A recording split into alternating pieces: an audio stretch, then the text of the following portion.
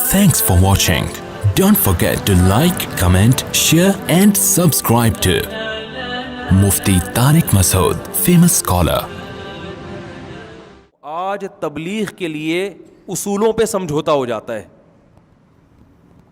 آج کچھ لوگوں کے پاس تبلیغ کا ایسا طریقہ ہے کہ تبلیغ میں گویا سب کچھ حلال ہے, ٹھیک ہے نا, بس لوگوں کو دین کے قریب کرنا ہے اور سب کچھ کیا ہو گیا, حلال. ایسا نہیں ہے بھائی, آپ اسلام کی تبلیغ بھی ایک لمٹ کے اندر کر سکتے ہیں, لمٹ کو کراس کرنے کی آپ کو اجازت نہیں ہے.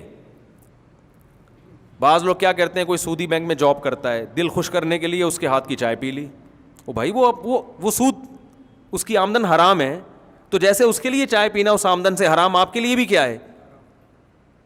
ایک صاحب مجھے کہنے لگے, یار کسی مسلمان کا دل توڑنا یہ بہت بری چیز ہے, لہذا کسی بینکر کی چائے میں اس کے ہاتھ کی پی لوں, نہیں پیوں گا تو دل ٹوٹے گا.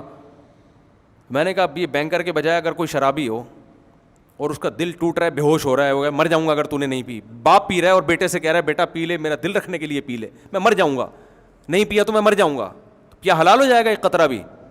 بھائی مرو گے اپنی ذمہ داری پر, گورنمنٹ کی طرف سے مرنے پر کوئی پابندی نہیں ہے, کوئی بھی کسی بھی ٹائم پہ مر سکتا ہے. ہم نے لوگوں کو زندہ بچانے کا ٹھیکہ اتنا لیا ہوا ہے جتنا اسلام نے ہمیں اجازت دی ہے. بات کہاں سے کہاں نکلتی ہے یار, دوسری شادی پہ آ جاتی ہے. پتہ نہیں, تھوڑی سی بات کروں گا, زیادہ نہیں. ایک صاحب کسی بیوہ سے شادی کر رہے تھے, اس بیوہ کا کوئی بیچاری کا پوچھنے والا نہیں تھا. ایسی بیوائیں بہت ہیں مارکیٹ میں, وہ دوسری شادی کر کے اس کا گھر بسا رہے, اور اس بیوہ کا بیان یہ تھا کہ اگر یہ مجھ سے شادی نہ کرتا میں لازمی زنا میں مبتلا ہو جاتی. دفتر میں ہر آدمی ٹیڑھی نظروں سے دیکھ رہا ہے اس کو کہ یار اس کا شوہر تو مر گیا, جوان لڑکی بیوہ ہو گئی تھی. تو میرے پاس آئے, میں تو الٹے مشورے لوگوں کو الحمدللہ دیتا رہتا ہوں. میں نے کہا یار آپ کو اگر پسند ہے تو آپ شادی کر لو. اس نے کہا میری بیوی خودکشی کی دھمکی دے رہی ہے. میں نے کہا مرنے دو اس کو, آپ کو گناہ, بولو اس کے حقوق میں کوئی کوتاہی نہ کرو, آپ حقوق میں کوتاہی نہ کرو. آپ بولو بھائی اس سے شادی کر کے میں تمہیں بھولوں گا نہیں, تمہارا خرچہ پانی کم نہیں ہوگا, پورا انصاف ہوگا, بلکہ میں نے کہا اور زیادہ پروٹوکول دو تھوڑا سا اس کو. لیکن ایک شریعت کا حکم ہے, ایک عورت مر رہی ہے, زنا میں مبتلا ہو رہی ہے, کوئی اس کا رشتہ نہیں آ رہا, اب ایک بات طے ہو گئی ہے, آپ کو اللہ نے پیسہ بھی دیا ہے, الگ گھر بھی دے سکتے ہو, پھر بھی اگر کوئی خودکشی کر کے مرتا ہے تو گورنمنٹ کی طرف سے مرنے پر کوئی پابندی نہیں ہے. ان چیزوں سے گھبرانا نہیں چاہیے.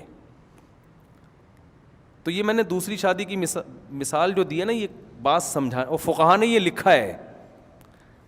اصل میں اصول سمجھانا چاہ رہا ہوں, دوسری شادی تو بہت دفعہ سمجھا چکا ہوں میں. اصل میں اصول کہ آپ اگر صحیح کرنے جا رہے ہیں اور وہ صحیح کرنا بہت ضروری بھی ہے, یا تو ہے نا بہت ضروری نہ ہو, پھر ٹھیک ہے لوگوں کی رعایت کرو. ہر فرض کا, ہر اچھا کام کرنے کا نہیں ہوتا, بعض دفعہ اچھے کام میں نقصان زیادہ ہوتا ہے.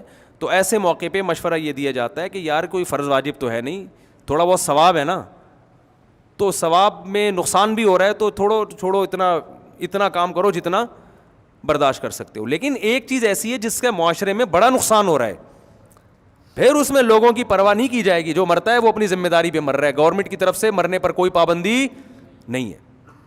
یہ آج کل اس معاملے میں بھی بہت ہوتا ہے.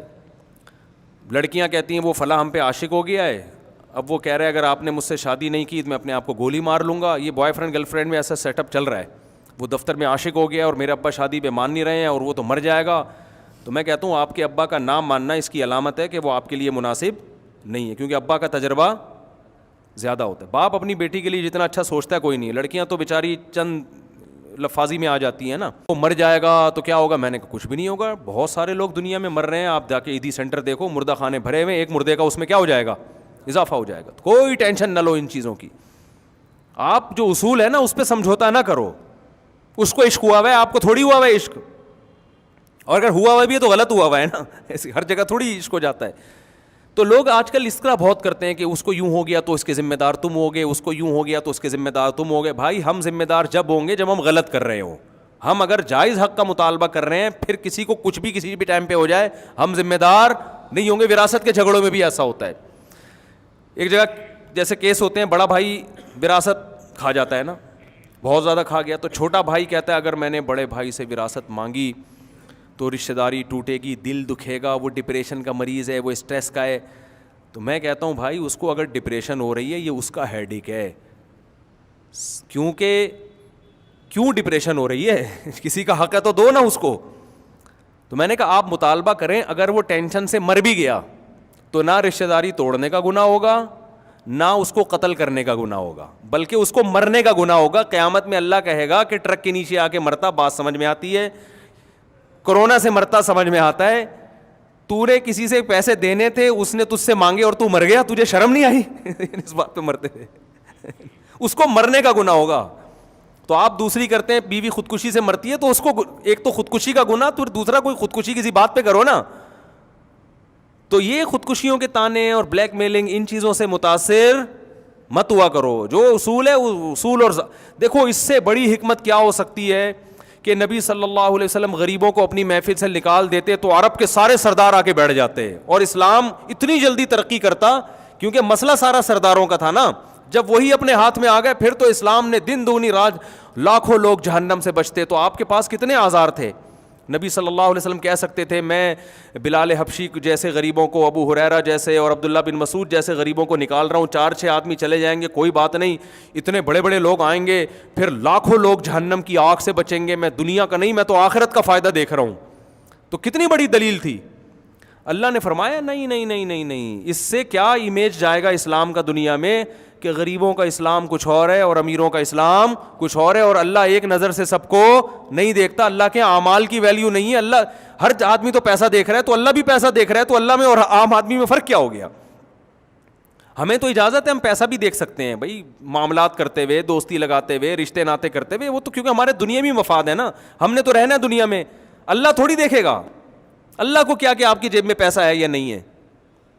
تبھی نبی صلی اللہ علیہ وسلم نے فرمایا ان اللہ لا ينظر الى صورکم ولا الى اموالکم ولکن ينظر الى قلوبکم. اللہ تمہاری جیب میں کتنے پیسے ہیں یہ بھی نہیں دیکھتا, تمہاری شکل کیسی ہے یہ بھی نہیں دیکھتا, اللہ تمہارے دل کو اور تمہارے جسم سے نکلنے والے اعمال کو دیکھتا ہے. یہ تو ہماری مجبوری ہے کہ اس کے پاس پیسہ ہے یا نہیں ہے, یہ ٹھیک ہے, کسی حد تک یہ درست ہے کیونکہ ہم نے دنیا میں رہنا ہے, لیکن اللہ کے ہاں ان چیزوں کی ویلیو نہیں ہے.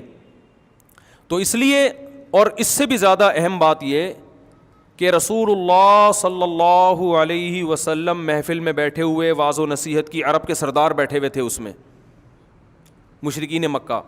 عبداللہ ابن ام مکتوم نابینا صحابی, وہ غریب بھی تھے اور آنکھوں سے معذور بھی, وہ دوڑتے ہوئے آئے نبی کے پاس کچھ بات پوچھنے کے لیے. آپ صلی اللہ علیہ وسلم غضبناک ہو گئے کہ یہ محفل ہے اور اس میں ایک یہ میرے پاس اس وقت کیوں آ رہے ہیں, اور آپ کے چہرے پر سلوٹیں آ گئیں. اللہ نے ایسی تنبیہ کی, فرمایا عبسا و تولا, پیغمبر کے چہرے پہ سلوٹیں آ گئیں, و تولا, اور پیغمبر نے منہ موڑ لیا, ان جاءہ الاعمی, کہ ایک نابینا آپ کے پاس آ رہا ہے. وما یدریک لعلہ یزکا او یذکر فتنفعہ الذکرى, فرمائے وہ طلب لے کے آ رہا ہے, یہ کم بخت طلب لے کے, ان کو تو آپ نے زبردستی بٹھایا ہوا ہے, ان کو تو شوق ہی نہیں ہے جنت میں جانے کا, ان کو تو حق کی تلاش کا شوق ہی نہیں ہے. تو جو بے طلب ہے, جس کو شوق نہیں ہے, انت لہ تصدی, آپ اس کی ہدایت کے پیچھے پڑے ہوئے ہیں. اور جو نابینا طلب لے کے آ رہا ہے, سیکھنا چاہتا ہے, آپ اس کو اگنور کر رہے ہیں, نظر انداز کر رہے ہیں. ایسی تنبیہ فرمائی اللہ تعالیٰ نے, اور یہ محمد صلی اللہ علیہ وسلم کے برحق ہونے کی دلیل بھی ہے. یہ آیتیں بھی آپ جو بظاہر آپ کے خلاف جا رہی ہیں, یہ بھی اپنی قوم کو پڑھ کے سنا رہے ہیں. اس سے کیا سبق دیا جا رہا ہے؟ جس میں دین کی یا حق کی طلب ہے نا, اس کو پہلے فوکس کیا جائے گا. جس میں طلب نہیں ہے اس کا نمبر دوسرا ہے. آپ ایک کلینک کھول کے بیٹھے ہیں علاج کے لیے, تو جو علاج کرانے کے لیے آئے گا ڈاکٹر اس کا پہلے علاج کرے گا, یا جو نہیں کرانے کے لیے آ رہا زبردستی گھروں میں جا کے اس کو بخار کے ٹیکے لگائے گا؟ بہت مشکل ہے بھائی, بات سمجھانا بہت مشکل. دیکھو ایک ڈاکٹر ہے, یا کرونا کی ویکسین دیکھ لو آپ, اسی سے آج کل چل رہی ہے نا کرونا کی ویکسین. ڈاکٹر کو گورنمنٹ نے دے دیا بھائی 100 انجیکشن ہے آپ کے پاس. تو اب کچھ لوگ آ رہے ہیں ڈاکٹر صاحب کے پاس کہ ہمیں لگا دو. ڈاکٹر کہہ رہے ہیں نہیں, وہ جو ویکسین کے خلاف ہے نا, میں اس کے لگاؤں گا جا کے پہلے. جو کہتا ہے یہ یہودیوں کی سازش ہے, یا اس میں چپ چھپی ہوئی ہے, یا کیا ہے وغیرہ وغیرہ, اس کے لگاؤں گا. تو یہ یا تو ڈاکٹر بے وقوف ہے, یا اس کے کچھ ذاتی مفاد ہیں, اس کو پتہ ہے وہاں سے پیسہ ملے گا. تو دنیا میں تو یہ کسی حد تک ٹھیک اس لیے ہے کہ ڈاکٹر تو پیسہ کمانے کے لیے بیٹھا ہے نا, وہ کہے گا بھائی جو تگڑی رقم دے گا میں اس کو پہلے ٹھوکوں گا. لیکن آخرت کی دعوت میں یہ فرق کرنا کہ مالدار کو میں کوشش کروں گا دین پہ آ جائے تاکہ اس کی جیب سے ہدیے اور نذرانے ملا کریں, اور ایک موچی اور ایک گولے گنڈے والا وہ اگر نمازی بن بھی گیا تو کم وقت 5 روپے تو مسجد کے ڈبے میں یہ ڈال نہیں سکتا وہی, یا مجھے 5 روپے بھی یہ دے نہیں سکتا. تو یہ اگر دین کا داعی یہ فرق کرے گا تو اس دعوت سے اگر نیک لوگ دین پر آ بھی گئے نا تو اللہ کی طرف سے ثواب نہیں ملے گا, کیونکہ اس دعوت میں اخلاص نہیں ہے. تو یہ پیغام محمد صلی اللہ علیہ وسلم کو دیا گیا, حالانکہ آپ صلی اللہ علیہ وسلم کی نیت دولت نہیں تھی, لیکن جو صورتاً جو کام ہو رہا ہے اس کو بھی غلط کہا جا رہا ہے. اس واقعے کے بعد حدیث میں آتا ہے جب بھی عبداللہ ابن ام مکتوم نبی کی خدمت میں آتے, غریب صحابی تھے نابینا, آپ ان کے استقبال میں کھڑے ہو جاتے. ہمارے حضرت فرمایا کرتے تھے دیکھو آپ کی وجہ سے, کسی کی وجہ سے آپ کو اگر ڈانٹ پڑے نا تو آئندہ آپ کے دل میں اس کا بغض پیدا ہو جاتا ہے. بھائی مثال کے طور پر آپ کے گھر ایک مہمان آیا تھا, آپ نے اس کو صحیح طرح اکرام نہیں کیا, آپ کے ابا نے چپیڑ لگا دیا آپ کے کھینچ کے نا, ابے یہ میرا دوست ہے تو اس کو پوچھ نہیں رہا. اب جب بھی وہ گزرے گا نا آپ بولو گے اس کی وجہ سے ابا نے چپیٹ مارا تھا اس دن مجھے, یعنی طنز کرو گے کہ نہیں کرو گے؟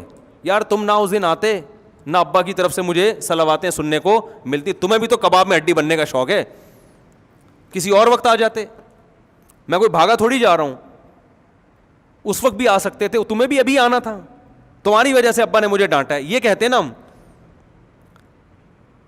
لیکن نبی صلی اللہ علیہ وسلم کا ظرف کیسا ظرف ہے, جب بھی عبداللہ ابن ام مکتوم آتے آپ صلی اللہ علیہ وسلم کھڑے بھی ہوتے اور فرماتے ھذا الذی عاتبنی فیہ ربی, یہ وہ شخص ہے, اتنا بڑا مقام ہے اس کا کہ اس کی وجہ سے میرے رب نے مجھے ڈانٹا ہے, اس کا اتنا بڑا مقام ہے اللہ کی نظر میں, یعنی یہ تو بڑی عزت والا ہے. تو ان کے استقبال میں آپ کھڑے ہو جاتے. تو یہ ہمیں اس سے کیا سبق ملتا ہے؟ ہمیں اس سے یہ سبق ملتا ہے کہ دین کی تبلیغ میں اصولوں پر سمجھوتا نہیں کیا جائے گا.